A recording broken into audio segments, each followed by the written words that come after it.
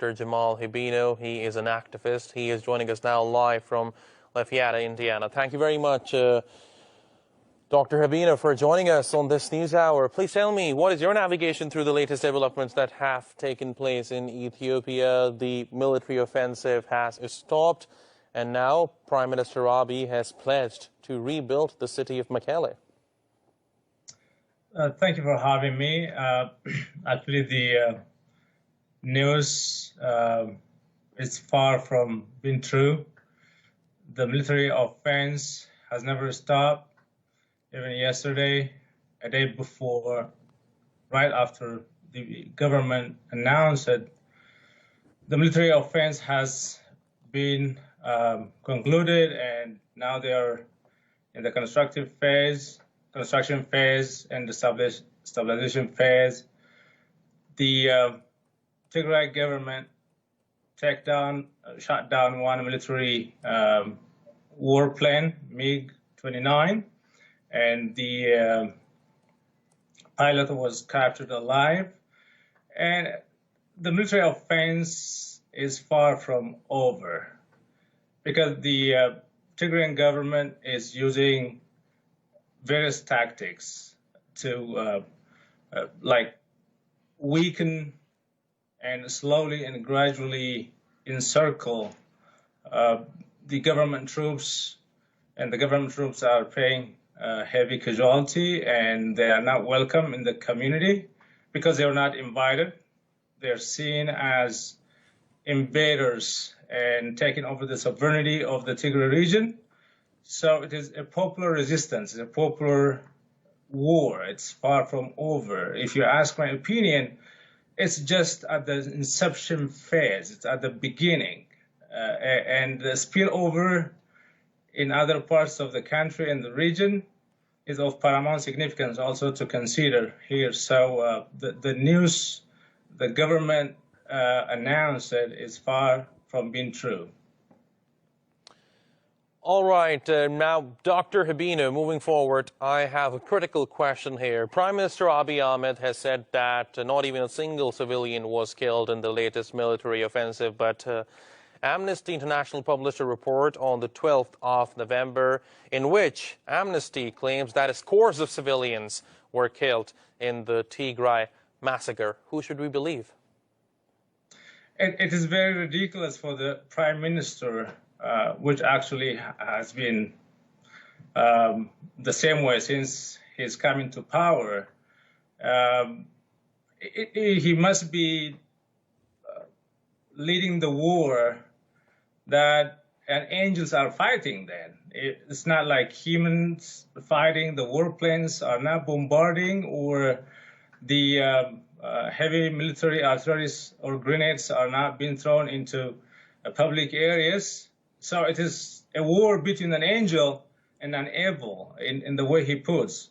If a single innocent casualty was not there.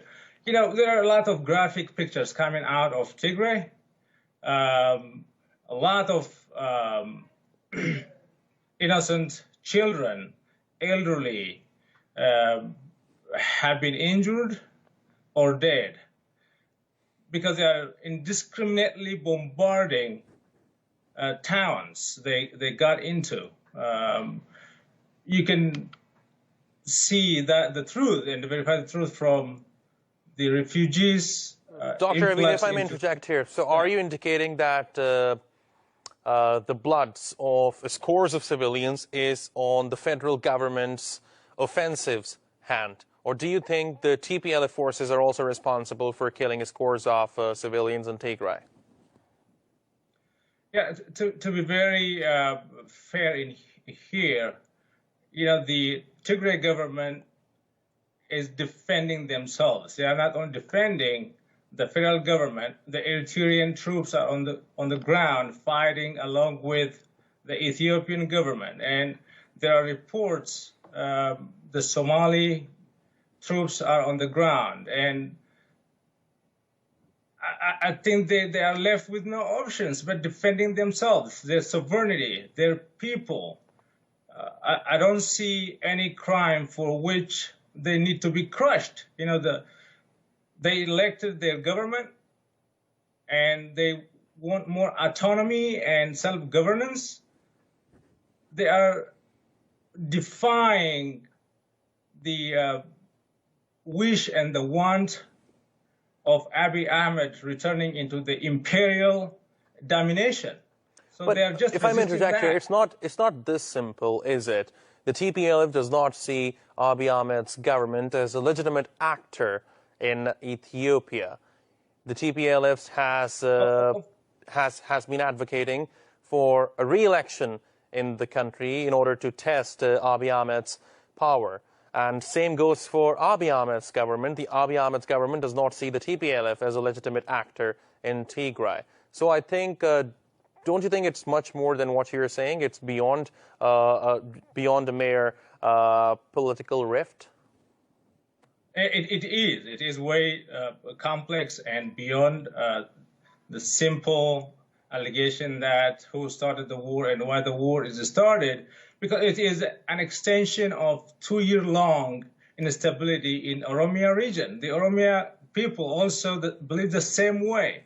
The legitimacy or constitutional right of Abiy Ahmed government expired on the 5th of October. So the Abiy Ahmed is hanging on power unconstitutionally, and he is not showing any signs. He's not been elected, and he was a transitional leader, and he abused the transition, and he led the country into crisis. There is no peace and stability in any corner of the country. It's not just a Tigray, because he is fighting the war of Eritrea with Tigray. He is seeing Tigray as a threat to his dream to become the king, because there is a prophecy that his mother told him, according to his words, when he was 7, he will be the 7th king of Ethiopia. So he put a lot of activists and political leaders, the like of Jawar Mohammed from Oromia region, into prison on wrong pretense and allegation of terrorism. And he killed a lot of high-profile individuals in the country. So the country is in huge turmoil, and that turmoil now reached the climax and broke into war. So we're expecting more things and more chaos to unravel and unfold in the country from this point on. It's just the beginning of a lot of problems for me. Right. Now, moving forward, what do you think is the possible solution to this problem? I mean, Ethiopia is a country which is divided into different ethnic groups, and each of those ethnic groups wants some sort of self-governing power, some sort of sovereignty. So do you think there should be another reform within the constitution of Ethiopia which grants such autonomy to all those regions? I mean, what is the possible solution? Yeah, actually, the possible solution is now way beyond the hands of the prime minister or even the Ethiopians. The international community need to take swift action to stop the bloodshed. This is a senseless war waged simply to realize the ascension of the coronation of one man as a king. So the international community need to interfere, the war need to stop, and Abiy Ahmed's time on power has expired. Transition justice need to be ensured. All opposition leaders, the community, and international community need to come together and work on some kind of transition, because this problem is already spilling into a wider region of East Africa. It's not just stopping there.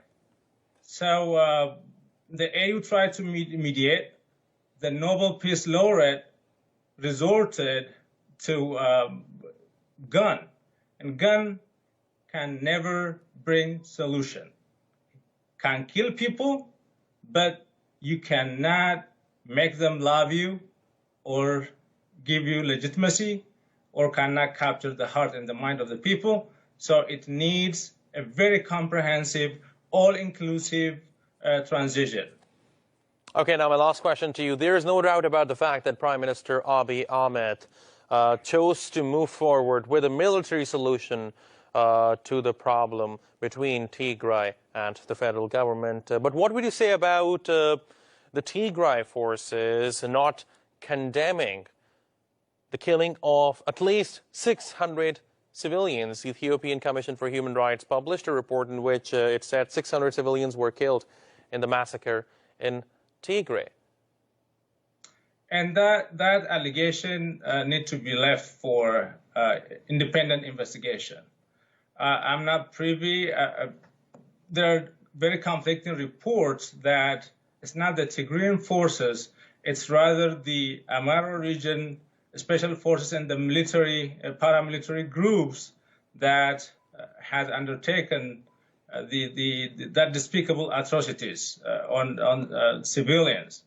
So that pending independent investigation, I condemn either party that is inflicting harms and really committing the atrocities on unarmed civilians. The armed civilians need to be off limit, and that's why we need international interference and all stakeholders to make sure that a second Mike Hadra or another Mike Hadra not from happening in the region.